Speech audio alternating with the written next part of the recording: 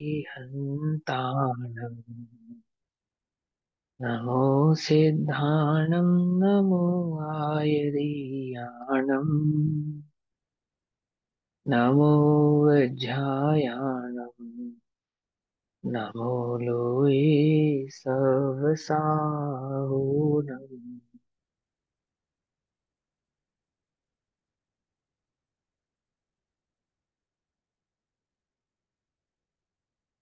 मङ्गलं भगवान् वीरो मङ्गलं गौतमो गणी मङ्गलं कुन्दकुन्दार्त्यो जैनधर्मोऽस्तु मङ्गलम् सर्वमङ्गल्यमाङ्गल्यम् सर्वकल्याणकारकम् प्रधानां सर्वधर्माणां जैनं जयतु शासनम्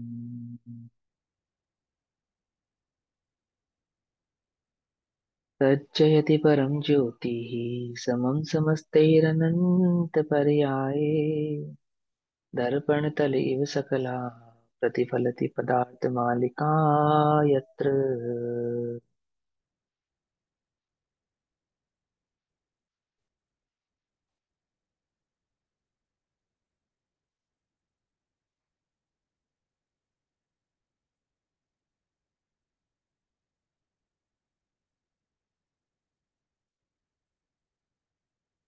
हमारी रात्रिकालीन कक्षा का विषय चल रहा है आचार्य अमृत चंद्र देव द्वारा कृत पुरुषार्थ सिद्धि उपाय प्रमागम। पुरुषार्थ सिद्धि उपाय के आधार से हम सभी सम्यक चारित्र अधिकार की चर्चा कर रहे हैं। सम्यक चारित्र अधिकार में चार शिक्षा व्रतों के स्वरूप की चर्चा चल रही है। चार शिक्षा व्रतों के स्वरूप के अंतर्गत 149 नंबर 149 नंबर का श्लोक है। भाव चल रहा है समाइक कब किस प्रकार से करनी चाहिए इसका स्वरूप बतलाते हैं। वहां कहते हैं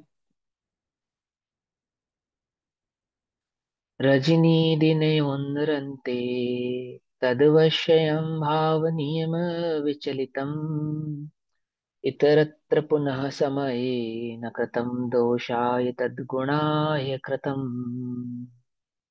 अर्थात वह समायिक जिस समायिक के स्वरूप का हम यहाँ पर अभी वर्णन कर रहे हैं वह समायिक रात्रि और दिन के अंत में एकाग्रता पूर्वक अवश्य करना चाहिए।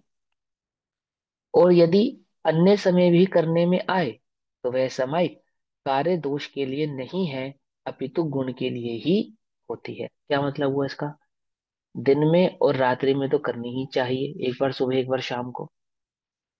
और ज्यादा से ज्यादा टाइम मिले तो ज्यादा से ज्यादा करनी चाहिए, 4 बार 5 बार 10 बार 20 बार, जब तुम्हें समय मिले तब समय करो। क्यों करें? इसलिए करें दोष नहीं लगेगा बार बार समय करने से। बोले वो तो गुण है, गुण, कोई दोष थोड़ी है। कमाई करने में कोई पांच पापों की प्रवृत्ति थोड़ी है। कमाई करने में कोई हिंसा झूठ चोरी कुशील परिग्रह थोड़ी होता है। वो तो गुण है। और वह गुण रूपी जो कार्य है समय का ऐसा कार्य है वह तो जब समय मिले तभी करना चाहिए, अन्यथा सुबह और रात्रि में तो करना ही चाहिए, ऐसा कहते हैं। तो कहते हैं तत्समायिकम रजनी दिनयो अंतः अवश्यम अविचलितम भावनीय। वह समायिक प्रत्येक श्रावक को रात दिन के अंत में अर्थात प्रभात और संध्या काल अवश्य ही नियम पूर्वक करना चाहिए। एक सुबह के समय सूर्य उदित होता है और जो सुबह होने का समय होता है उस काल में, और एक संध्या काल में जब शाम होने का समय होता है, इन दो कालों में तो अवश्य ही करनी चाहिए। और तत्पश्चात आगे पीछे भी करनी चाहिए, आगे पीछे आपको समय मिले तो आगे पीछे भी आप कर सकते हैं। बेसिकली सामायिक है क्या? ये सामायिक तो आत्मा के अनुभव की विधि है। अभी कहा ना इससे पीछे के श्लोक में कि वो तो आत्मा की अनुभूति की विधि है। और आत्मा की अनुभूति क्या है? वो अभेद रत्नत्रय है। अभेद रत्नत्रय क्या है? कि मुक्ति का मार्ग है। और इस संसार में जीव को मुक्ति के मार्ग में कब लगना चाहिए? कि हर समय ये लगे रहना चाहिए, छोड़ना ही नहीं चाहिए। ये पर्याय तो मुक्ति के मार्ग को प्रशस्त करने के लिए ही मिली है। तो सामायिक में कैसा भेद कि अब करे या तब करे? सुबह और शाम तो करे ही करे, और अन्यथा आगे पीछे जब समय मिले तब करे। रात्रि में 2 बजे नींद खुल गई, नींद नहीं आ रही, क्या करें भैया? क्या करें? मोबाइल चला लें, टीवी देख ले, यूट्यूब चला ले, फेसबुक चला ले, क्या करें? कमाई करो क्या? समझे? दोपहर में खा लिए, संडे है, कुछ काम नहीं है, क्या करें? मित्र को फोन लगा लें, मॉल घूमने चले जाएं, कुछ और करने चले जाएं, बाजार घुमाएं, क्या करें? क्या करें? सामायिक करो। समझ में ये बात नहीं? समझे? आज हम फ्री हैं, बरसात हो रही है बाहर, पानी पड़ रहा है, कहीं जा नहीं रहे, घर में या खाली बैठे हैं, क्या करें? क्या करें? बोले सामायिक करो ना, सामायिक करो। समझ में ये बात नहीं? समझ में? सामायिक नहीं कर सकते तो स्वाध्याय करो।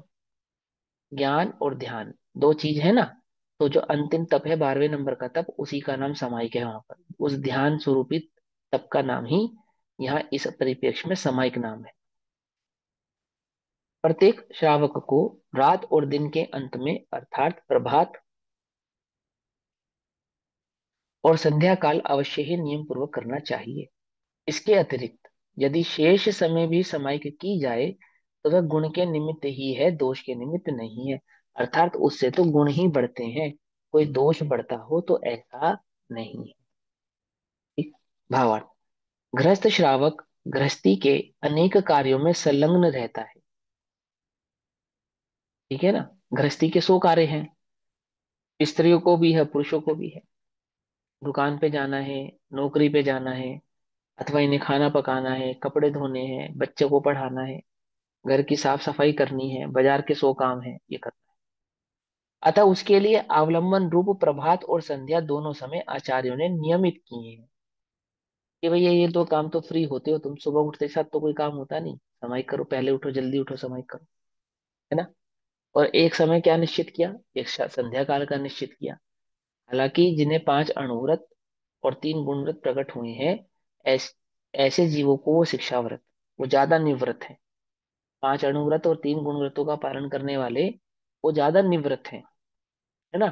साधारण श्रावक, जो सामान्य श्रावक है, वो कदाचित हो सकता है इतना निवृत्त ना हो कि उसके पास इतना समय हो।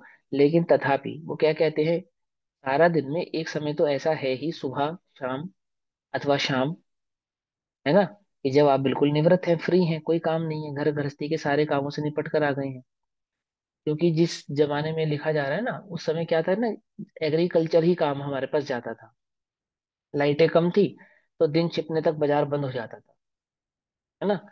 दिन छिपने तक बाजार बंद हो जाता, रात को बाजार नहीं खुलता था। गांव देहात के, देहात की मार्केट आज भी 7 बजे, 6:30 बजे बंद हो जाती है, ज्यादा देर तक नहीं खुलती, है ना? आज भी देखते हैं, हम छोटे छोटे गाँव में जाते हैं, जब कस्बों में जाते हैं, 8 बजे, 8:30 बजे तक सुनसान हो जाता है, ज्यादा देर तक कोई बाहर रहता नहीं है।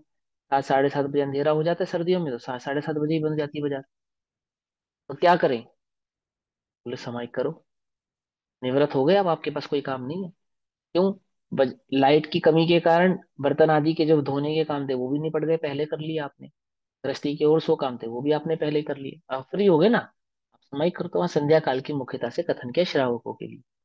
अब अपने यथा योग्य समय के हिसाब से कह सकते हैं, क्योंकि साथ में ये भी कह दिया कि वहां समय की कोई बाउंडेशन नहीं है, जितनी की जाए, जब की जाए, जैसे की जाए, उतनी ही अच्छी है, क्योंकि सामायिक तो गुणग्राही अर्थात गुण को प्रकट करने के लिए है। इसको करने में कोई दोष तो लगता नहीं है। यूं तो सामायिक जब भी इच्छा हो की जा सकती है। यूं तो सामायिक जब भी इच्छा हो, आपके उपयोग में जब भी निर्मलता हो, कषायों की जब भी मंदता हो, मन जब भी शांत हो, क्या की जा सकती है? की जा सकती है। उससे आत्मा का कल्याण ही है, नुकसान कदापि नहीं है। पूजन पद्धति, अभिषेक आदि के विषय में तो समय निश्चित है कि देवा पूजन ही होती है, सुबह के प्रभात के समय ही अभिषेक होता है ना? क्योंकि कि वो सामाजिक कार्य है, उसमें मंदिर की सुरक्षा भी निहित है। सारी रात मंदिर खुला रहने से उसमें असुरक्षा का भाव बढ़ जाता है, अथवा जीव हिंसा भी अधिक होती है। है ना। तो वहां क्या है कि वहां तो एक नियमबद्धता है कि इतने बजे से इतने बजे तक मंदिर खुलेगा, इतने बजे से इतने बजे तक ही आप पूजन आदि कर सकते हैं, इतने बजे से इतने बजे तक अन्य कार्य कर सकते हैं। ठीक। रात में आप पूजा करेंगे, तो रात में पूजा करने पे क्या होगा, बोले आप अष्टद्रव्य आदि सामग्री को धोएंगे, फिर वो पूजा के बर्तन इस्तेमाल करेंगे, फिर आप पूजा करेंगे, फिर उन बर्तनों को वापस से स्वच्छ करके रखेंगे। कितनी हिंसा है। रात्रि के समय तो हम मना ही कर रहे हैं आरंभ करने के लिए आपसे। इसलिए रात्रि पूजन का भी निषेध है।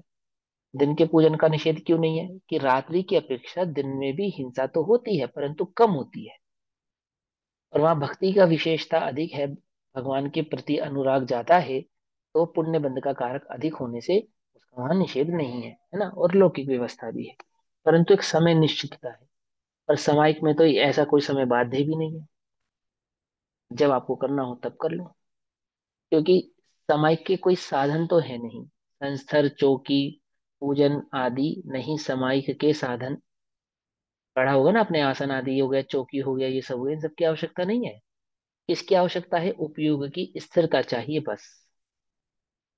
उपयोग की स्थिरता आती है ना बात समझ में। हालांकि अंतरंग और बहिरंग शुद्धियों की भी बात वहां पे की जाती है। संध्या दोनों समय आचार्यों ने नियमित किए हैं। यूं तो सामायिक जब भी इच्छा हो की जा सकती है, उससे आत्मा का कल्याण ही है, नुकसान कदापि नहीं है। इसलिए प्रत्येक श्रावक को दोनों समय अथवा 3 समय, उत्कृष्ट 6 घड़ी, मध्यम 4 घड़ी, और जघन्य 2 घड़ी, 1 घड़ी 24 मिनट की होती है। ठीक है ना।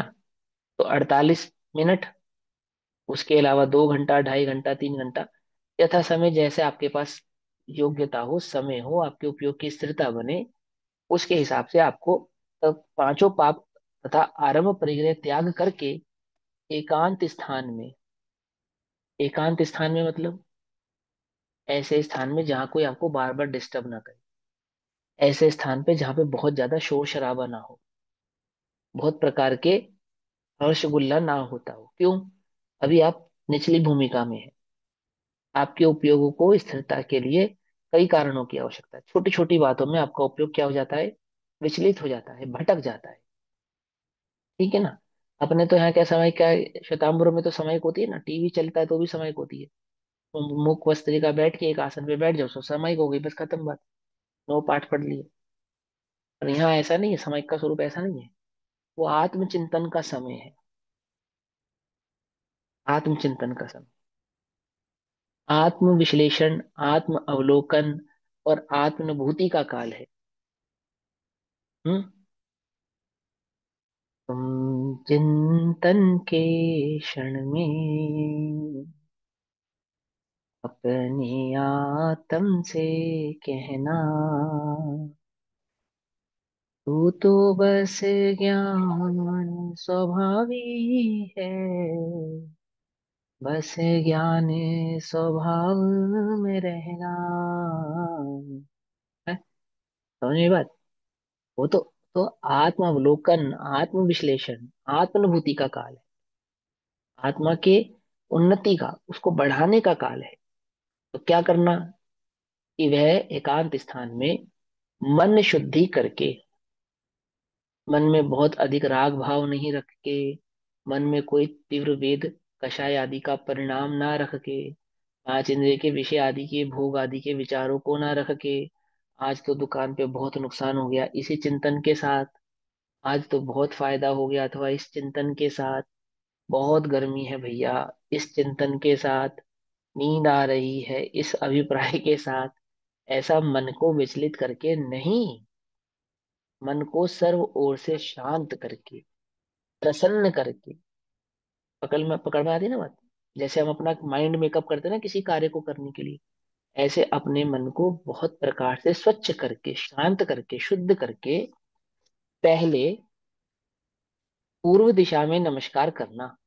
वहां पे स्वरूप समझा रहे हैं। दिशा में नमस्कार करना, किसको नमस्कार करना पूर्व दिशा में, ऐसा माना जाता है, एक तो भगवान का मुख पूर्व दिशा में होता है, दूसरा विदेश क्षेत्र में साक्षात तीर्थंकर आदि भगवान विराजमान है, और वो इस मध्य जम्बू द्वीप के पूर्व क्षेत्र में विराजमान होने के कारण उस पूर्व दिशा में हम तीर्थंकरों की परिकल्पना करके, अंतरंग में ऐसा भाव धारण करके कि हम तीर्थंकरों को नमस्कार कर रहे हैं, इस भाव से हम पूर्व दिशा में नमस्कार करते हैं, अर्थात अंगों को भूमि से लगाकर नमन करना, अर्थात पंचांग या अष्टांग नमस्कार करना। फिर 9 बार नमस्कार मंत्र का जाप करना, पश्चात 3 आवर्तन अर्थात हाथ जोड़कर प्रदक्षिणा करना। इतना सब करने से क्या होता है? इतना सब करने से माइंड मेकअप होता है ना, आपका मन शांत होने लगता है धीरे धीरे। उस अपेक्षा से ये बात समझाई जा रही है कि आप किसी चीज की जब तैयारी में लगते हैं, तो आपका मन उपयोग जो स्थूल होता है, वो धीरे धीरे क्या होता है, सूक्ष्म होने लगता है कि हाँ, आप तैयार होने लगते हैं उस चीज के लिए कि अब मैं ये कार्य करने का संकल्प ले रहा हूँ। और वैसे भी यहाँ पे जो कथन है, वो सामान्य जीवों के छद्मस्तों की अपेक्षा से किया जा रहा है ना। ये अनु जी का जरा म्यूट कर देना एक बार, शोर आ रहा है। ठीक है ना। तो क्या कहते हैं? हाँ, 9 बार नमस्कार मंत्र का जाप करना, पश्चात क्या करना? 3 आवर्तन। 3 आवर्तन मतलब ये, इसको कहते हैं 3 आवर्तन। ये, ठीक। हाथ जोड़कर सर्व ओर घुमाकर नमस्कार करने को 3 आवर्तन कहते हैं। 3 आवर्तन अर्थात हाथ जोड़कर प्रदक्षिणा करना, और एक शिरोन्नति, शिरोन्नति, ऐसे सर झुकाना, हाथ जोड़कर ऐसे सर झुकाना, इसको शिरोन्नति कहते हैं, सिर को झुकाना। तो क्या कहते हैं? प्रदक्षिणा करना और एक शिरोन्नति अर्थात हाथ जोड़कर मस्तक नमन करना चाहिए। इस प्रकार चारों दिशाओं में करके, चारों दिशाओं में इस प्रकार पूर्व से शुरू करके पूर्व पश्चिम उत्तर दक्षिण, तो पूर्व उत्तर पश्चिम दक्षिण ऐसे चारों ही दिशाओं में ऐसा करके फिर क्या करना चाहिए? खड़गासन अथवा पद्मासन धारण करके समाहित करनी चाहिए। खड़गासन और पद्मासन क्या हो गए? ऊपर से लेकर नीचे तक सारे आसन आ गए इसके अंदर, मतलब जो आसन आपको सुटेबल हो। सुखासन भी, अर्ध सुखासन भी उसमें काउंट होता है, ठीक। वज्रासन भी समाहिक में काउंट किया जाता है। वज्रासन, सुखासन, अर्ध सुखासन, अर्ध पद्मासन, पद्मासन, खड़गासन, ये सब समय के आसन कहलाए कहलाए जाते हैं, जिसमें आपके उपयोग की स्थिरता बने। कौन कौन से आसन में नहीं होना चाहिए?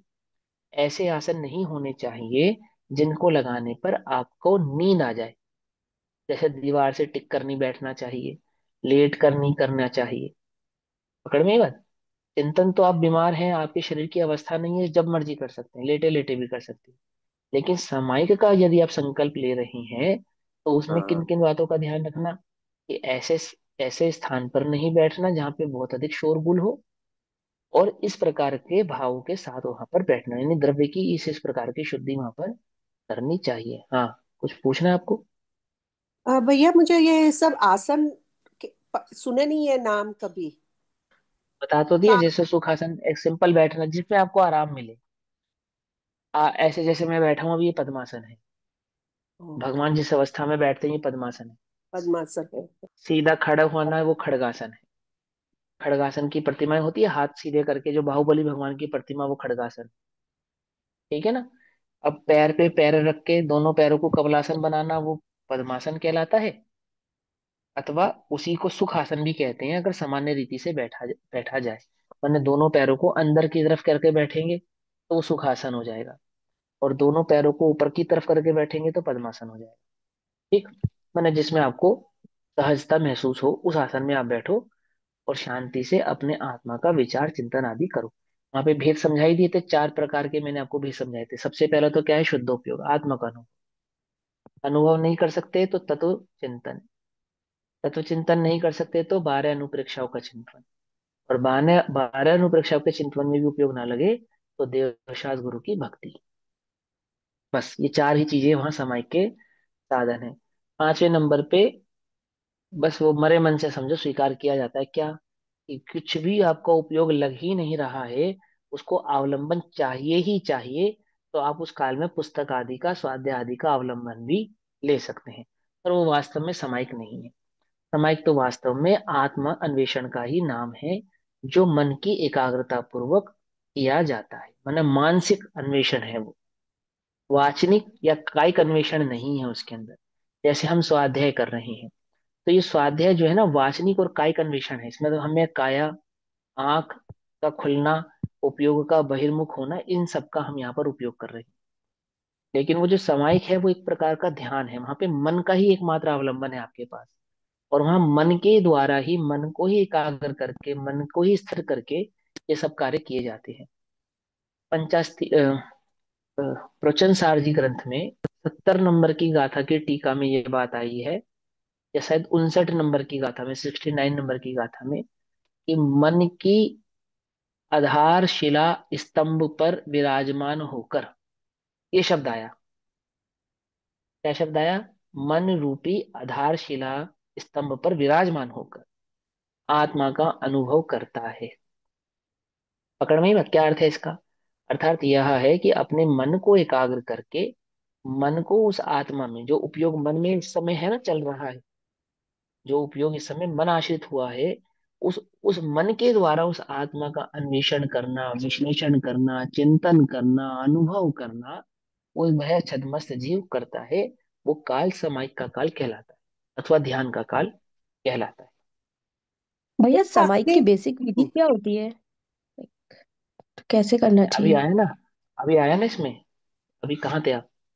अभी बताया ना इन्होंने, देखो इन्होंने क्या कहा, कि समस्त प्रकार के परिग्रह का त्याग करके, पांचों ही प्रकार के विषय कषायों का त्याग करके, सर्व प्रकार के कार्यों से निवृत्त होकर एक एकांत स्थान में बैठकर मन वचन काया की शुद्धि पूर्वक चारों ही दिशाओं में तीन तीन अनावृत के द्वारा पंच परमेष्टि भगवान को नमस्कार करके, 9 बार नमोकार मंत्र पढ़ के, पश्चात 3 आवर्तन करके, भूमिगत नमस्कार करके, फिर खड़गासन या पद्मासन अवस्था में विराजमान होकर समाहिक करना चाहिए। बाकी आपके अच्छा, पेज और नंबर तब तो नहीं 166 में पढ़ना थे। पड़ता? और कोई विधि नहीं होती है? जैसे कुछ लोग बहुत बड़े बड़े मंत्र पढ़ते हैं उसके बाद समायिक होती है, ऐसा कुछ नहीं है माइक के बस? पाठ वगैरह होते हैं, आचार्य भक्ति होती है, पंचपरमेष्ठी भक्ति होती है, समायिक आदि के पाठ होते हैं। ठीक है ना? देखो समझो, जब समायिक पूर्ण हो जाए, तब अंत में भी प्रारंभ की तरह 9 बार नमस्कार मंत्र का जाप करना, तीन तीन आवर्तन एक एक शिरोन्नति करनी चाहिए। यही समाहित करने की स्थूल विधि है। ठीक है ना? स्थूल विधि तो कैसी है? 9 बार नमोकार मंत्र पहले पढ़ना, 9 बार नमोकार मंत्र पश्चात पढ़ना, चारों ही दिशाओं में तीन तीन आवर्तन करके एक शिरोन्नति करना, ये तो स्थूल विधि है। और फिर क्या है, आवर्तन में? विस्तृत विधि क्या है? अब अभी आप अपने आप ही अभी भी ज्वाइन किया है कक्षा को, है? नहीं, देखो, स्टार्टिंग से ज्वाइन किया है। हाँ तभी तो सॉरी। कहते हैं, ये वीडियो वीडियो ऑन करके बैठोगे तो उपयोग यहाँ बैठेगा ना, एक एक घंटे का समय सब जगह से छोड़कर यहाँ आ जाओ। होकर निराश सब जग भर से, ये जिन वाणी में तेरी शरण में आया। समझ में आई बात? नहीं समझ में आई? और ये निराश हो जाओ सारे जग से, है? सारे जग से निराश हो जाओ, निराश। कोई आशा मत रखो, कोई उम्मीद मत रखो सारे जग से। कहाँ किससे आशा करो? इस जिन वचनों से, जिन वाणी से आशा करो, है ना? देखो क्या कहते हैं, क्या सवाल पूछा आपने? आवर्तन मीन्स, आवर्तन। आवर्तन माने, हाँ देखो, ये हाथ जोड़कर दाएं से बाएं और, लेफ्ट से राइट, लेफ्ट टू राइट, तो बाएं से दाएं, बाएं से दाएं की ओर ऐसे ऐसे घुमाना, ये हो गया 3 आवर्तन। ठीक। और ये हो गए शिरोन्नति, ऐसे हाथ जोड़कर सर झुकाना, इसको कहते हैं शिरोन्नति। पकड़ में आई बात? तो तीन हाँ। आवर्तन और एक शिरोन्नति, ऐसा चारों दिशाओं में करके, और 9 बार ओंकार मंत्र विधि पूर्वक संकल्प लेकर समाहिक आदि में बैठना, ये स्थूल विधि है। विस्तृत विधि क्या है? कि वहाँ पंच परमेष्टि आदि की भक्ति के पाठ भी पढ़े जाते हैं, आचार्य उपाध्याय भक्ति भी की जाती है, और सामायिक आदि के पाठ आदि पढ़ के फिर सामायिक आदि ली जाती है। तो ऐसा इसका एक विस्तृत भाव भी है। सूक्ष्म भाव इतना है कि आप इतने भाव से भी धारण करें तो कर सकते हैं ऐसा। भैया। बाकी थैंक यू भैया। अब आचार भैया, आदि के सूत्रों में, आवर्तन आचार में आदि के आपने कहा सूत्रों में, कि लेफ्ट टू राइट बोलो जाने बोलो। का, लेफ्ट टू हाँ लेफ्ट टू राइट, राइट, हाँ लेफ्ट टू राइट, वो लेफ्ट टू कॉमन, राइट। सब उल्टा लग रहा है मेरे को। वो अपन प्रदक्षिणा करते हैं टेम्पल में, तो लेफ्ट टू राइट जाते हैं क्या? हाँ, लेफ्ट टू राइट ही जाते हैं actually, sorry. Yes. Okay. Left to ठीक है, राइट होता है। करेक्ट सुनो। हाँ, चलो, ये समायिक करने की स्थूल विधि है। अब समायिक करते समय, समायिक काल में श्रावक भी मुनि के समान ही होता है। क्या कहते हैं? समायिक काल में श्रावक भी कैसा हो जाता है? मुनि के समान हो जाता है। ये किस अपेक्षा से कथन है? ये उपयोग की अपेक्षा से कथन है, भाव की अपेक्षा से कथन है।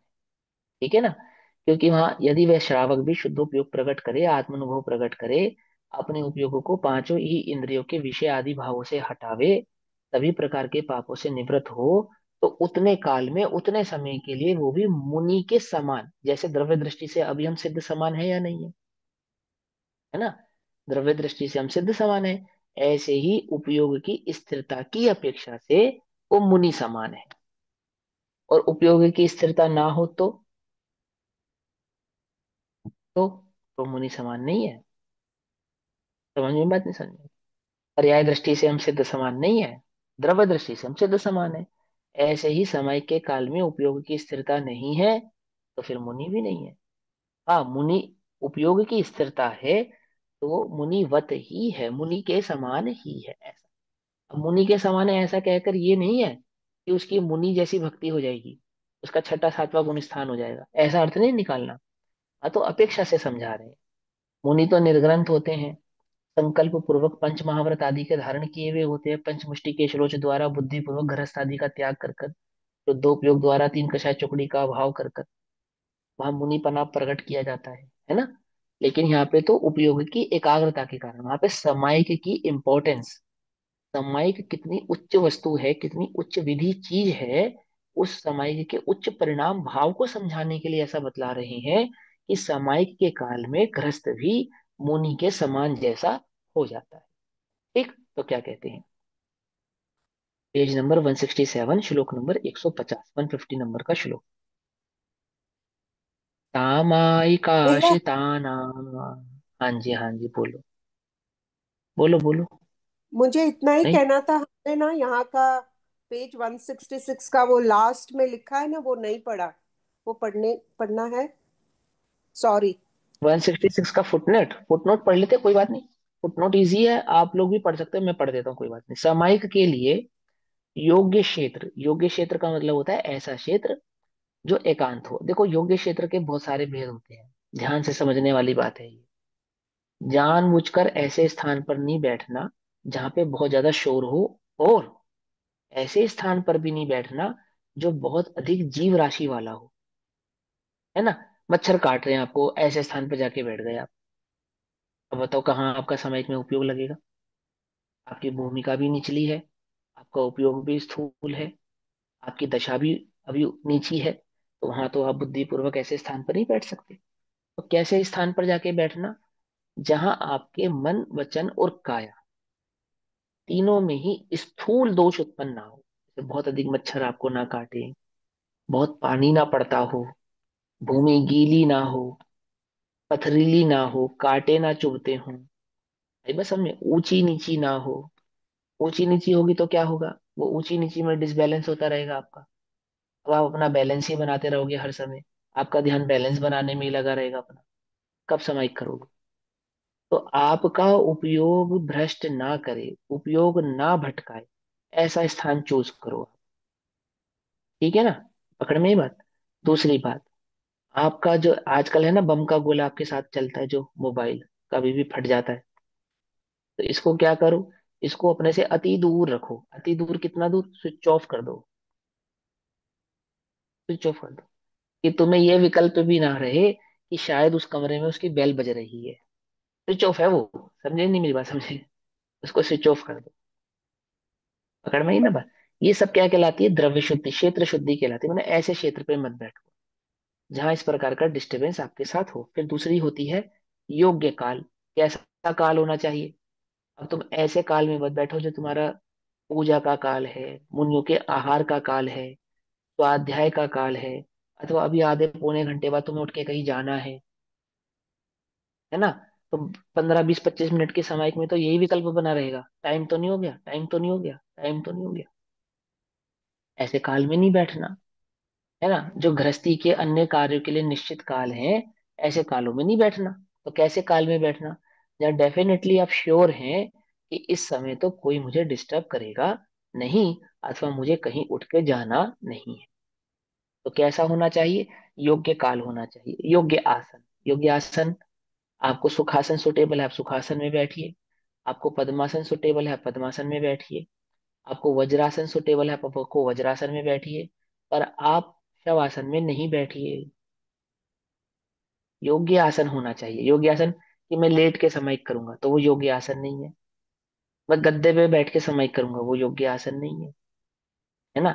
अथवा सर्दी का समय है, बहुत मोटा गर्म शॉल ओढ़ लिया एकदम सर से पांव तक, और बढ़िया गद्देदार जमीन पे बैठ गए, अब सामयिक थोड़ी आएगी। अब तो नींद आएगी, थोड़ी ध्यान लगेगा। अब तो उपयोग, आप तो झूमोगे। झूमोगे समझ रहे हो? आत्मा के आनंद में नहीं, नींद के झोंकों में। उसमें झूलोगे। समझे नहीं समझे? तो ऐसा नहीं करना। और क्या नहीं करना?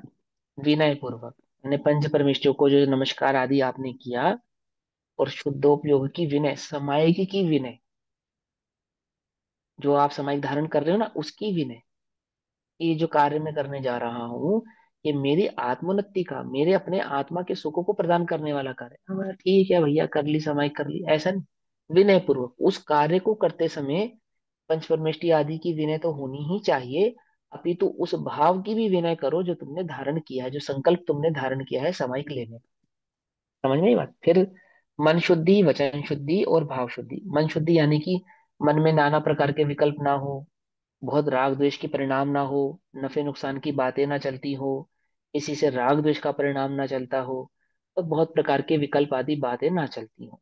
ठीक है ना। पहले ही आप अपने काम से निवृत्त हो जाओ। अरे समय करते करते ध्यान आया क्या, तो दूध तो गैस पे रखा रह गया क्या, अरे उसको अमुक बात तो कहनी ही रह गई। इन सब विकल्पों से निवृत्त होकर बैठो। उसको क्या कहते हैं? मन शुद्धि। ठीक है ना। वचन शुद्धि का मतलब क्या है? वचन शुद्धि का मतलब है आपने कुछ खाया पिया हो, उसका कुल्ला आदि करके बैठो अच्छे से। एक, और जो नमोकार मंत्र आदि आपको पढ़ना है, जो पाठ आपको आदि पढ़ने हैं, उनका शुद्ध उच्चारण, शुद्ध रीति से उच्चारण करो। नमो नमो नमो नमो, ऐसे नहीं, शांति से, तसल्ली से। कहीं जल्दी नहीं है जाने की, कुछ जल्दी नहीं है करने की। शांति से, भक्ति से, अपने उपयोगों को उसमें स्थिरता पूर्वक, शांति से उन परिणामों को उर्वचन शुद्धि पूर्वक करो। भाव शुद्धि, मन शुद्धि और भाव शुद्धि एक अर्थवाची ही है, तथापि वहां परिणामों की अपेक्षा से, मन की एकाग्रता की अपेक्षा से मन शुद्धि, और परिणामों की अपेक्षा से वहां पे भाव शुद्धि कहते हैं।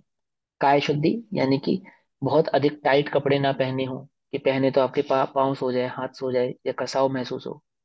थोड़े ढीले वस्त्र हो आपके, काय शुद्ध हो आपकी, पसीने की बदबू आप ही को ना आ रही हो, आप ही परेशान ना हो पसीना आदि से।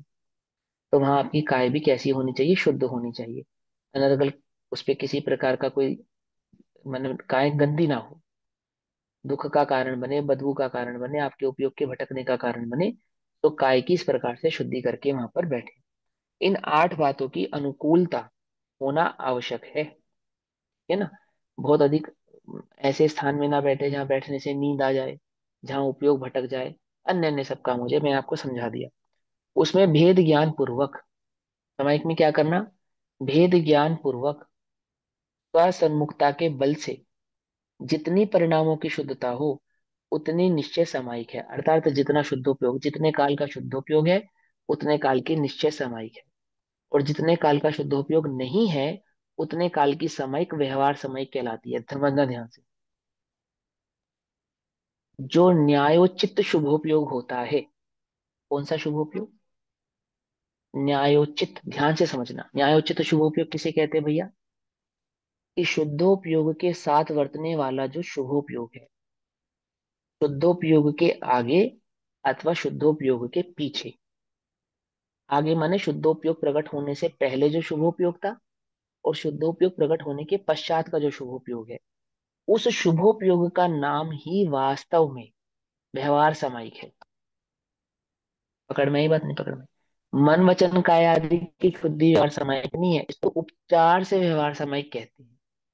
वहां शुभोपयोग का नाम व्यवहार सामायिक है, और शुद्धोपयोग का नाम निश्चय सामायिक है। और इस शुभोपयोग और शुद्धोपयोग के साथ वर्तने वाली जो मन वचन काय की क्रिया है, उनको भी व्यवहार सामायिक कहते हैं, या द्रव्य सामायिक कहते हैं। पकड़ में आई बात? नहीं पकड़ में? पकड़ में आई? मान के चलो, मेरा उपयोग तो कहीं इधर उधर भटक रहा है, शुद्धोपयोग तो मेरे को हुआ ही नहीं, और शुभोपयोग का भी मेरा ठिकाना नहीं, तो वो व्यवहार सामायिक है क्या? बोलो। वो व्यवहार सामायिक भी नहीं है, वो तो शीतलाचार का परिणाम है ना, कुछ नहीं। वो भी व्यवहार समय किसमें कहा, कम से कम आपका आत्मा में उपयोग नहीं लग रहा, चलो माना, पर देवशास्त्र गुरु की भक्ति में तो उपयोग लगे, तत्व के अभ्यास में तो उपयोग लगे, तत्व निर्णय करने में तो उपयोग लगे, तो वो व्यवहार सामयिक नाम भी पाए। लेकिन उपयोग ही यहाँ वहां भटक रहा है, पांच इंद्रिय के विषयों में भटक रहा है, कहने सुनने में भटक रहा है, क्या करना है उठने के बाद इसमें भटक रहा है, कितना समय हो गया भैया। और वो समझे कि कम से कम मुझे और कुछ नहीं तो व्यवहार सामयिक तो हो रही है, क्योंकि मैं एक जगह बैठा हूँ स्थान पर। ये तो वो व्यवहार सामयिक नहीं है, उपचारित सामयिक भी नहीं है वो। ठीक है ना, ऐसा समझ में आती है बात, नहीं समझ में आती है ना। वहाँ कोरी क्रिया का नाम नहीं है, वो कोरी क्रियाकांड है जो वो व्यवहार के खाते में नहीं आती, कोरा क्रियाकांड। फिर क्या कहते हैं, वहां वर्तते हुए शुभ राग को व्यवहार सामयिक कहते हैं। क्या लिखा है, वहां वर्तते हुए, वहां जो शुभ भाव वर्तता है उसका नाम व्यवहार सामयिक है। आप किस आसन में बैठे हो उसका नाम व्यवहार सामयिक नहीं है, आसन में तो बैठना है। द्रव्य शुद्धि, मन शुद्धि, वचन शुद्धि, काय शुद्धि, भाव शुद्धि आदि आदि ये तो सब आपको करनी ही है, क्षेत्र शुद्धि आदि ये तो सब आपको करनी है। लेकिन इन सब में जो शुभोपयोग वर्तेगा उसका नाम है व्यवहार सामयिक, और जो शुद्धोपयोग वर्तेगा उसका नाम है निश्चय सामयिक। आसन आदि आपने लगा लिया, उपयोग का ठिकाना नहीं, तो वो ना निश्चय सामयिक है ना व्यवहार सामयिक। ठीक। निश्चय सम्यक ज्ञान पूर्वक जिसने कषाय की दो चौकड़ियों का अभाव किया है, क्योंकि सामयिक वास्तव में पंचम गुणस्थान व्रत में ही स्वीकार की जाती है।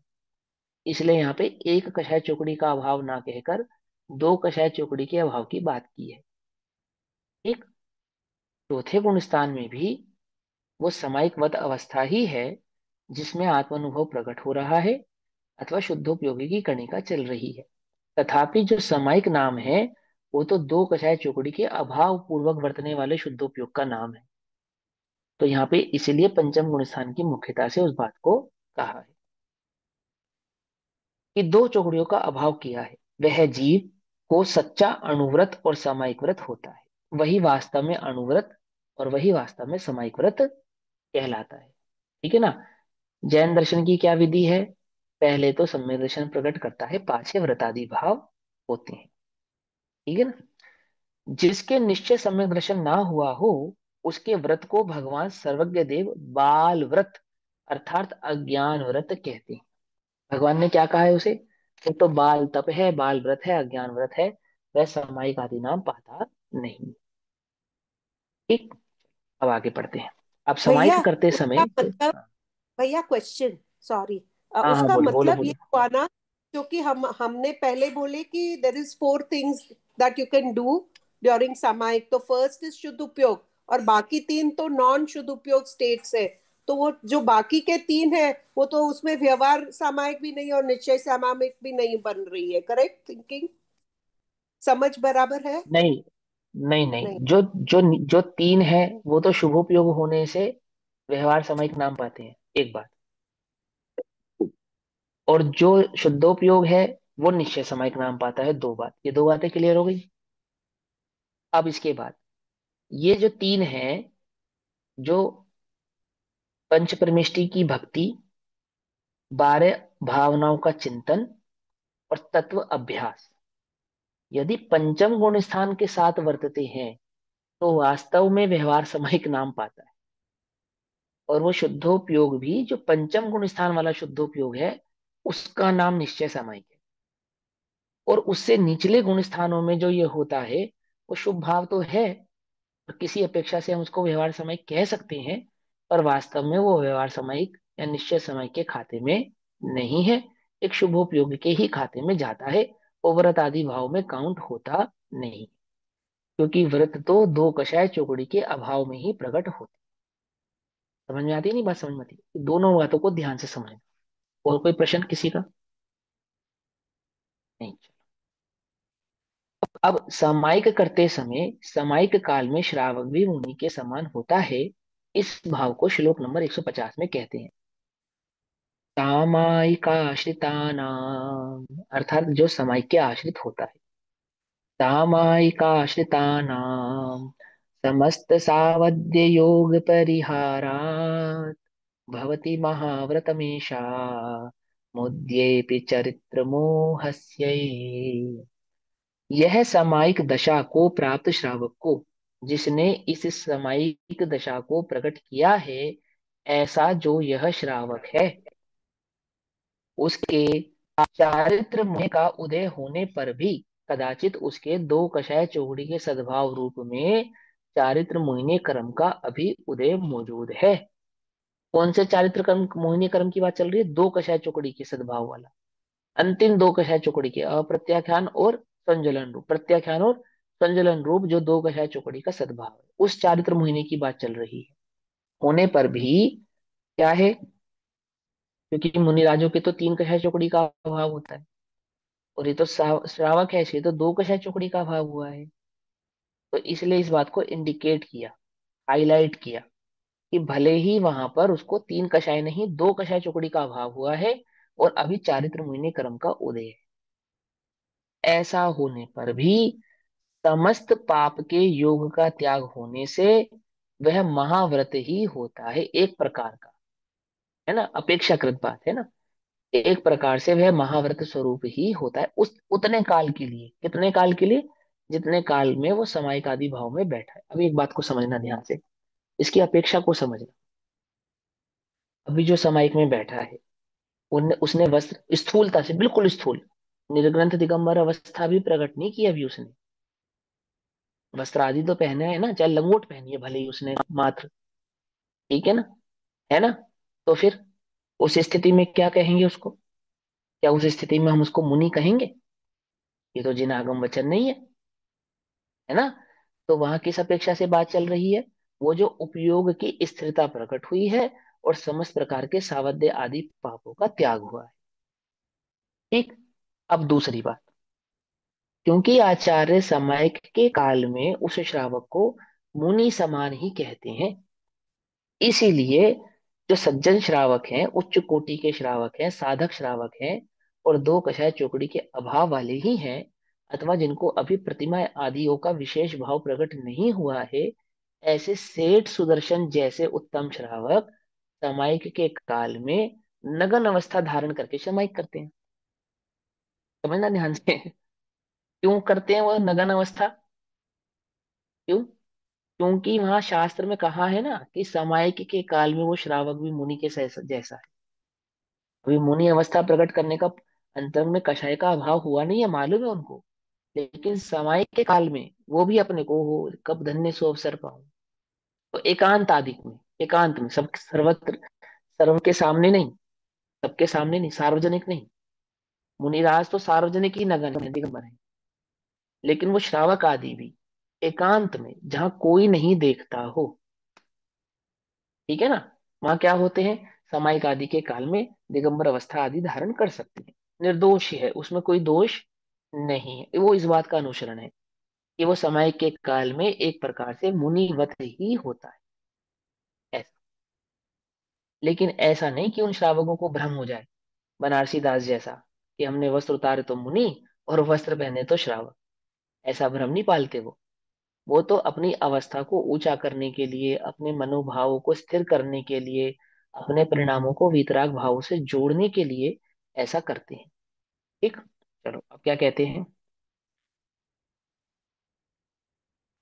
समायिक करने वाले श्रावक के उस समय, जिस समय वह समायिक आदि को स्थापित करके बैठा है, धारण करके बैठा है, उस समय समस्त पांचों पापों का त्याग होने से प्रत्याख्यानावरण चारित्र मोहिनी क्रम का उदय होने पर भी, प्रत्याख्यानावरण नामक कषाय का उदय है अभी उसको, है ना, दो कषाय चौकड़ी का सद्भाव होने पर भी महाव्रती ही है, ठीक है ना, काइंड ऑफ महाव्रत ही है, जैसे हम वर्तमान में सिद्ध समान ही है ना, है या नहीं है?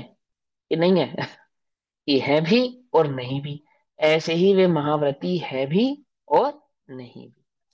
भावार्थ, श्रावक जिस समय समायिक कर रहा हो, उस समय वास्तव में उसकी अवस्था मुनि समान ही है, वास्तव में वह उस समय मुनि ही है, ऐसा नहीं, मुनि समान ही है।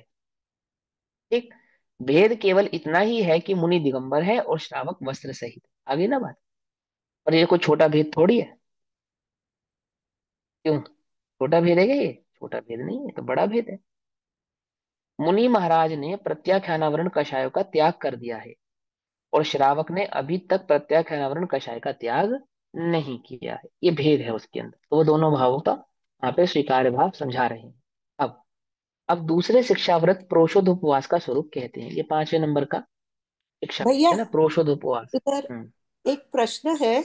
जब भी हम कहते हाँ हैं ना कि इधर की मुनि का मुनि दिगंबर है, तो ये खाली वस्त्र के हिसाब से नहीं होगा ना, वो 28 मूलगुण के हिसाब से है ना।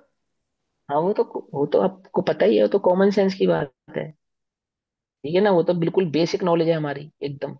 वो तो हमें ध्यान ही रखना चाहिए। उसमें पूछने वाली क्या बात है। एक मिनट। दिगंबर की अपेक्षा से है तो फिर तिर्यंच को भी मुनि मानो, नारकी को भी मुनि मानो। ऐसा थोड़ी ना। और 10 बार हम घर में दिगंबर हो जाते हैं तो हम भी मुनि हो जाएंगे उतने काल में। दिगंबर अवस्था थोड़ी, वहां तो 28 मूल गुणों का जो धारण हुआ है, 3 कषाय चौकड़ी का अभाव हुआ है ना। अंतरंग में शुद्धोपयोग प्रकट हुआ है, छठा सातवां गुण स्थान वर्त रहा है। ग्रस्त आदि को बुद्धि पूर्वक त्याग किया है, घर ग्रह आदि का बुद्धि पूर्वक त्याग किया है। उसका नाम वहां पर वास्तव में मुनि दशा है। ठीक है ना। भैया जो हाँ बोलो।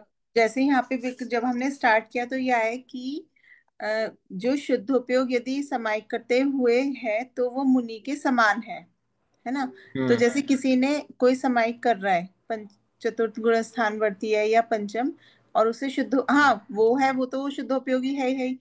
किसने समाई करते हुए किसी को शुद्धोपयोग हुआ तो वो मुनि समान ही है। तो लेकिन हम्म। ये वाली बात, यदि शुद्ध उपयोग हुआ तो उसे खुद को पता चले, उसी को ही पता होगी ना, लेकिन बस ये वाली बात। कि मुझे शुद्ध उपयोग हुआ है या नहीं हुआ है। नहीं नहीं, फिर जब उस शुद्ध उपयोग हुआ वो तो उसको पता चलेगी ही। तो वो हाँ, अपने आप को मुनि समान समझेगा। नहीं नहीं नहीं, मुनि समान समझेगा तो पर्याय दृष्टि हो गई, फिर काय का शुद्ध उपयोग। वो तो वहां अपने को सिद्ध समान भी नहीं समझेगा। क्या कहा, वो चैतन्य मात्र का संवेदन है, स्व संवेदन है, उसको कह रहे हैं शुद्ध उपयोग। जहां हम्म। उसने अपने को द्रव्य दृष्टि से द्रव्य भाव चैतन्य भाव मात्र स्वीकार किया है, और चैतन्य भाव मात्र का ही वहां पर उसको वेदन हो रहा है। सिद्ध समान भी माने तो पर्याय दृष्टि है। हाँ हाँ क्या कहा, हाँ। समझे। वहां मुनि समान तो बहुत स्थूल कथन है। यहाँ तो जहां भी अपनी नहीं तान अपना कोई, मुनि पना तो व्यंजन पर्याय है। क्या कहा, मुनि पना तो दो द्रव्यों की मिली जुली पर्याय का नाम है, सापरापेक्ष पर्याय का नाम है। और वहां पे वो निरपेक्ष पर्याय है। आत्मानुभूति की जो पर्याय है, वो सहज चैतन्य भाव में एकाग्र बुद्धि है। हाँ, चैतन्य मात्र में हूँ, बस और कुछ नहीं हूँ, अहम भाव। उसका नाम शुद्धोपयोग है। तो वहां अपने को मुनि थोड़ी मानेगा। ये तो हमें समझाया है कि वह जीव मुनि के समान हो गया, ऐसा समझाया है। उस वह जीव अपने को मुनि अनुभव नहीं करेगा। ठीक है ना। आई बात समझ में। मुनि अनुभव नहीं करेगा, क्या सिद्ध भी अनुभव नहीं करेगा। क्या अनुभव करेगा, सिद्ध अपने को जो अनुभव करते हैं वो अनुभव करेगा। अरिहंत अपने को जो अनुभव करते हैं वो अनुभव करेगा। चैतन्य भाव मात्र की प्रतीति है, और चैतन्य भाव मात्र का ही वहां पर उसको अनुभव है। ठीक। चलो, अब दूसरे शिक्षाव्रत प्रोषोधोपवास का स्वरूप कहते हैं। श्लोक नंबर 151, 151 नंबर का श्लोक है। प्रोषोधोपवास माने एक प्रकार का उपवास है, जो लगभग लगभग 48 घंटे का होता है, लगभग। ठीक। जैसे हम जनरली उपवास कैसे करते हैं, कि मान के चलो दशमी का हमने उपवास किया, तो दशमी से एक दिन पहले शाम को ठूस ठूस के खाया, है ना, दोनों दरी करी। दोनों दरी समझते हो ना, डबल भोजन किया। अगले दिन सुबह मंजन कुल्ला करके उपवास हो गया। एक 12 घंटे का दिन का और 12 घंटे का रात्रि का उपवास किया। अगले दिन फिर मंदिर गए 11 के एकादशी को, सुबह दर्शन पूजन करके जल्दी घर आ गए, और फिर दोनों दरी कर ली। क्या समझे। ये नहीं, पुरुषोत्त उपवास कैसा होता है, एक दिन पहले एक आसन, फिर जैसे दशमी का उपवास किया तो नवमी को एकाशन, दशमी को उपवास, एकादशी को एकाशन, इसको कहते हैं प्रोसोद उपवास। ठीक। ऐसा कह रहे हैं। तो क्या कहते हैं, सामायिक संस्कारम प्रतिदिनमारोपितं स्थिरीकुर्तं पक्षार्धयोर्द्वयोरपि कर्तव्यो क्षेमोपवासः प्रतिदिन अंगीकार किए सामायिक रूप संस्कार को, जिसने सामायिक व्रत अंगीकार किया है, प्रतिदिन सामायिक अंगीकार किया है, प्रतिदिन सामायिक करने का व्रत अंगीकार किया है, ऐसे उस जीव को स्थिर करने के लिए दोनों पक्ष के अर्धभाग में, दोनों पक्ष के मतलब शुक्ल पक्ष और कृष्ण पक्ष, ऐसे महीने के दो पक्ष होते हैं, तो दोनों पक्षों के अर्ध भाग में यानी कि आधे भाग में, तो 15 दिन का आधा कितना होगा? 7.5 है ना? होगा या नहीं होगा? 15 का आधा 7.5 होगा या नहीं होगा? होगा ना? तो 7.5 की अपेक्षा से 15 के आधे करें तो कौन सी तारीख बैठेगी? 7.5 तारीख बैठेगी। 7.5 तारीख बैठेगी नहीं बैठेगी? नहीं समझे? 1 तारीख से 15 तारीख तक के बीच की अगर आधा हिस्सा कर दिया जाए तो 7.5 बैठेगा नहीं बैठेगा? तो क्या हो गया? आधी सप्तमी, एक अष्टमी और आधी नवमी। पकड़ में ही बात? पकड़ में ही नहीं? पकड़ में ही बात? समझ में आई?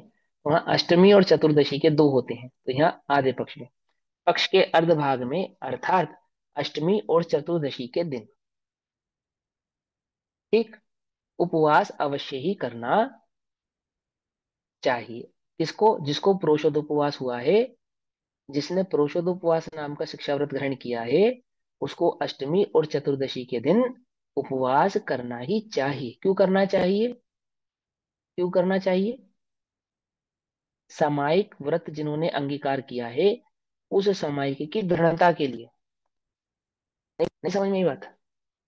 अभी तो आत्मशुद्धि के लिए, आत्म स्थिरता के लिए, आत्मानुभूति के लिए, सम्यक दर्शन के लिए हम अभक्ष भी त्यागना नहीं चाहते, रात्रि भोजन भी त्यागना नहीं चाहते, 5 इंद्रिय के विषयों को सीमित भी नहीं करना चाहते।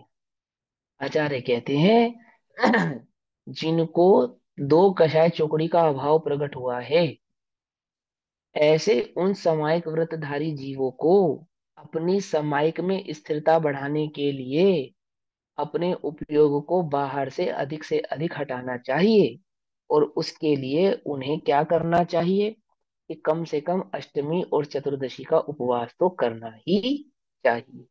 उपवास करने से क्या होगा कि वो दो, उतने समय के लिए जो तुम खाने कमाने पीने धंधे से छूटोगे ना, उपयोग हटाओगे ना, तो क्या करोगे? क्या करोगे फिर? अब उस दिन सारा दिन सामायिक करोगे। जब तो तुम समय निकाल कर करते थे, सुबह या शाम में करते थे, अब उस दिन क्या करोगे? उस दिन सारा दिन करना। समझ में बात? नहीं समझ? लेकिन ये तो बात वो समझ सकता है जिसको वो शुद्धोपयोग की कणिका प्रकट हुई हो, जिसको वो प्यास हो आत्मा की, आत्मा के आनंद की, उस रस की, वो तो कर सकता है ना? तो क्या कहते हैं देखो, प्रतिदिन अंगीकार किए हुए सामायिक व्रत की दृढ़ता करने के लिए, और समय किसको कहा था? जो आत्मा की अनुभूति का, आनंद का कारण है, उसको सामायिक कहा था, है ना? और उसी सामायिक को दृढ़ करने के लिए, यानी उस आत्मा के आनंद में बार बार उतरने के लिए, बार बार उस आत्मा के आनंद को प्रकट करने के लिए क्या करना चाहिए? दोनों पखवाड़ों के अर्थात शुक्ल पक्ष और कृष्ण पक्ष के अर्ध भाग में, अर्थात चतुर्दशी और अष्टमी के दिन उपवास अवश्य करना चाहिए। प्रोशोध का अर्थ है पर्व, और उपवास का अर्थ है निकटवास करना। पर्व के दिनों में आत्मा के निकट वास करना जो प्रोशोध उपवास कहलाता है। समझ में बात? पर्व में पाप का में से छूटकर धर्म में वास करने को प्रोशोध उपवास कहते हैं। यह प्रोशोध उपवास प्रत्येक महीने में 4 बार किया जाता है। एक महीने में कितनी बार हो गया? 4 बार हो गया। 15 दिन में 2 बार क्या हो गई? एक अष्टमी हो गई, एक चतुर्दशी हो गई। तो 8वें दिन में अष्टमी, और 15वें दिन 14वें दिन पे चतुर्दशी। क्या करो? उपवास करो। कितनी बार हो गया? एक पक्ष में 2 बार, दो पक्ष में 4 बार, एक महीने में 4 बार। जैसे 4 संडे होते हैं ना, छुट्टी करते हो आप, काम से निवृत्त होते हो, ऐसे 4 बार 5 इंद्रिय के विषयों से निवृत्त होकर क्या करो? आत्मा का वेदन करो, आत्मा का अनुभव करो। जैसे काम करते करते थक जाते हो ना, तो व्यापार धंधे की छुट्टी रखते हो, घर का खाना खाते खाते ऊब जाते हो, तो क्या करते हो? भैया कम से कम एक हफ्ते में तो बाहर का खिला के लाओ, ऐसा कहते हैं ना। ये कहते हैं कि भैया जैसे आत्मा की लगन लगी है, वो कैसा है कि वो हर 5 दिन में, 8 दिन में सभी प्रकार के पापों से निवृत्त होकर, 5 इंद्रिय के विषयों से निवृत्त होकर उस आत्मानुभूति को प्रकट करने का प्रयास करते हैं, अथवा उस आत्म अनुभव का वेदन करते हैं। अर्थात प्रत्येक चतुर्दशी और अष्टमी के दिन किया जाता है। इससे सामायिक करने की भावना दृढ़ रहती है, मजबूत रहती है। अर्थात विषय कषायों से चित्त सदा विरक्त ही रहता है। इसलिए प्रत्येक गृहस्थ को सामायिक अवश्य ही करनी चाहिए। क्या कह रहे हैं? प्रत्येक गृहस्थ को प्रेरणा दे रहे हैं, क्योंकि क्योंकि आचार्य अमरचंद्र देव कह रहे हैं कि गृहस्थ को कम से कम पंचम गुण वर्ती तो रहना ही चाहिए, अगर मुनि नहीं हो सकता तो। ये कह रहे हैं वो। यदि तुम्हें वह वस्तु स्वरूप समझ में आता है, तुम्हें रत्नत्रय समझ में आता है, आचार्य अमरचंद्र देव कहते हैं कि यदि तुम मेरी शरण में आए हो और धर्म का मर्म सुनना चाहते हो, तो मैं तो तुमसे ये कहूंगा कि सारे काम धंधे छोड़कर मुनि हो जाओ। नहीं हो पा रहे तो कम से कम पंचम गुण वर्ती तो रहो, इससे नीचे की बात हम करते हम्म। नहीं। समझ में बात ये है, ऐसा कह रहे हैं आपसे। अब भैया उसका मतलब, पुरुषोत्तोपवास की विधि कहते हैं। हाँ। भैया उसका हाँ बोलो मतलब है बोलो। कि वो कह रहे हैं कि अगर सो हमारे जैसे जिनको सम्यक दर्शन नहीं हुआ है, उनको भी ऐसे रहना चाहिए कि जिनको हो गया है उनको ऐसे रहना चाहिए, ऐसी बातें करते थे। तो आप, जिनको समय दर्शन नहीं हुआ है उन्हें समय दर्शन प्रकट करने का उद्यम करना चाहिए, पहले में पहला।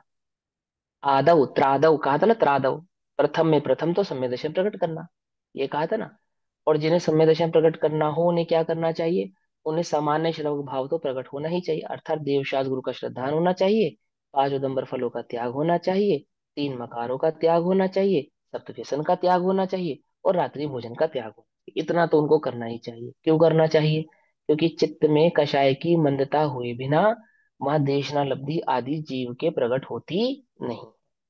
और देशना आदि लब्धि प्रकट करने के लिए क्या करना? वहां पे अंतरंग में परिणामों में थोड़ी कोमलता चाहिए, भूमि में नमी चाहिए, तो बीज बोया जा सकता है। ठीक है ना?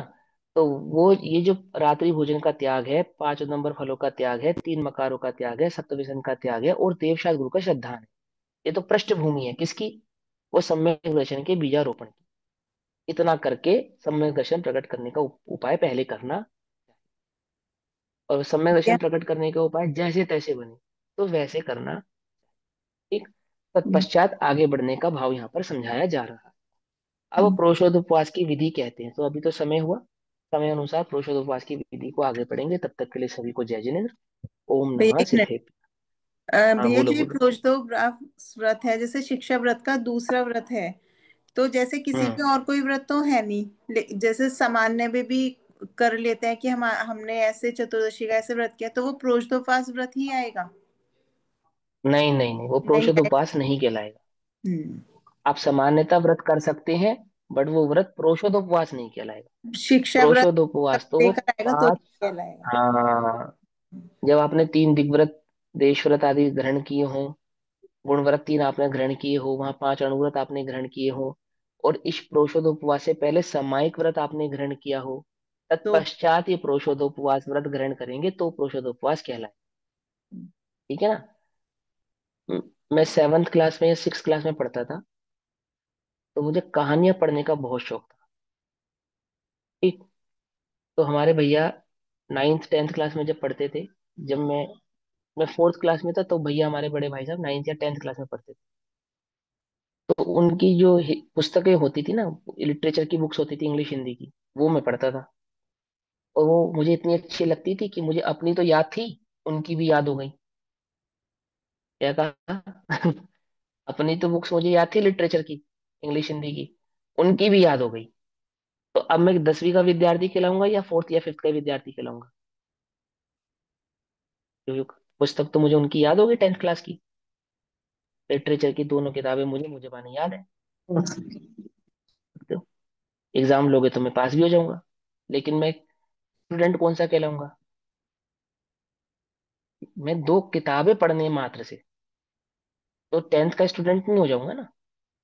10th का स्टूडेंट होने के लिए तो सारी किताबें पढ़ के, बाकी की क्लासों को पास करके, सर्टिफाइड होकर वहां पहुंचूंगा तो कहलाऊंगा। है ना। ऐसे ही मैं एक पुरुषोत्तम उपवास करने में सक्षम हूँ, और सामयिक आदि में करता नहीं, करना नहीं चाहता, थोड़ी मुझे वो पुरुषोत्तम उपवास प्रतिमा या व्रत कहलाएगा। समझे या नहीं बात समझे। वो तो पूरा सर्टिफाइड होके आप वहां पहुंचोगे तो वो कहलाएगा। ये चरणान योग का स्वरूप है, इसको बड़े ध्यान से समझना। वो त्रुटि हमारे चरणान योग के स्वरूप को तुम भली प्रकार से समझते नहीं। सबसे पहले तो उपेक्षा भाव से देखते हैं, चरणान योग को तो उपेक्षा भावों से देखते हैं। वो तो हो जाएगा, वो तो अपने आप हो जाएगा। अपने आप हो जाता तो कहने की आवश्यकता ही नहीं थी। इतनी बड़ी बड़ी टीका, इतने बड़े बड़े ग्रंथ लिखने की आवश्यकता ही नहीं थी। और मुनि राजों को क्या पड़ी, श्रावकों के ग्रंथ लिखने की। आचार्य अमरचंद्र जैसे समर्थ आचार्य, जो आत्मख्याति जैसे टीका लिख रहे हैं, प्रवचन सार जैसे ग्रंथों पर टीकाएं कर रहे हैं, पंचस्तिका जैसे ग्रंथ पे टीका कर रहे हैं, वो श्रावकों के लिए पुरुषार्थ सिद्धि उपाय लिख रहे हैं। उनको ये समझा रहे तुम्हें क्या खाना क्या नहीं खाना, कब खाना, कैसे खाना, क्या चलना क्या उठना क्या बैठना। ये तो अपने आप होने वाली चीज है। सब में दर्शन प्रकट होगा, दो कहा चौकड़ी का भाव होगा, तो अपने आप ही हो जाएगा, सिखाने की आवश्यकता ही नहीं है। ऐसा नहीं है। आचार्य संबंध भद्र, न्याय के जबरदस्त आचार्य, कोई उनका सानी नहीं, कोई। रत्नाकर्ण शावकाचार्य जैसा ग्रंथ लिख रहे हैं, क्यों लिख रहे हैं, क्या आवश्यकता है।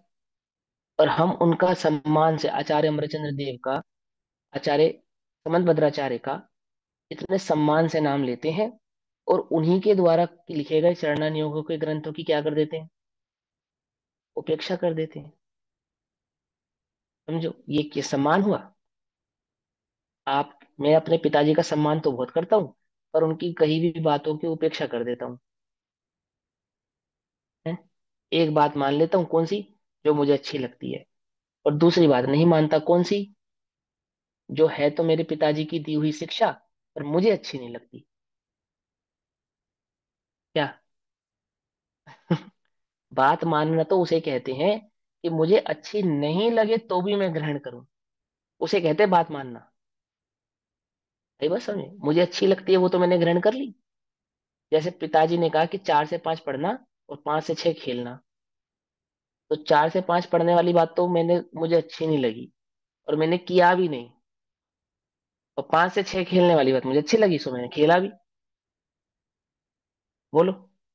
ऐसी स्थिति है ये तो, कि द्रव्य योग को तो हम मानते हैं अच्छा, पर चरणान योग की कर देते हैं उपेक्षा। 4 से 5 पढ़ना तो नहीं लगा हमें अच्छा, लेकिन 5 से 6 हमें खेलना लगता है अच्छा, तो हमने पिताजी की एक बात मानी, एक नहीं मानी। बोलो, एक मानी ना, या एक भी नहीं मानी। बोलो, हमने अपने पापा की एक बात मानी या एक भी नहीं मानी। क्या कहोगे। एक भी नहीं मानी। एक भी नहीं मानी, क्यों, आपने तो कहा था 5 से 6 खेलने के लिए, कि भैया ये उपदेश तेरे लिए था ही नहीं। समझे। विशेष कहेंगे, ओम नमः सिद्धेभ्यः। निज निधि निज में बताई, यह अनंत उपकार है, उसके लिए जिन वाणी माँ को वंदना शत बार। नमो